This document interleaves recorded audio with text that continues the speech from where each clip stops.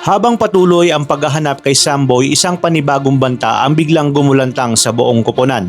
Agad na tinawagan ni Isa si Galo matapos makatanggap ng emergency report.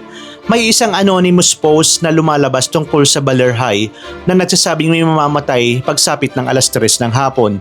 Agad nilang inisip na maaring isang planadong mass shooting ang magaganap sa loob ng paaralan. Walang sinayang na oras ang grupo. Sina Galo, Isa, Lela at ang kanilang mga kasamahan ay mabilis na nagtungo sa Baler High upang magsagawa ng undercover operation.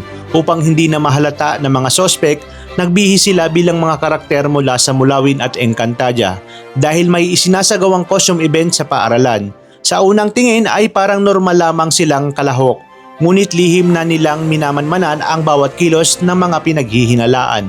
Hindi nagtagal ay nagsimula ang kaguluhan. Biglang kumilos ang mga armadong kalaban at sinubukang isakatuparan ang kanilang madugong plano.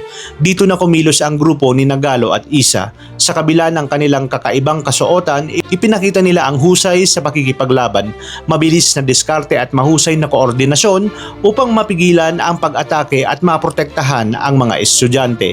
Matapos ang matinding sagupaan, matagumpay nilang napigilan ang planong mass shooting at muling nailigtas ang maraming inosenteng buhay. Ngunit habang natatapos ang isang misyon, unti-unti namang lumalapit ang mas malaking revelasyon.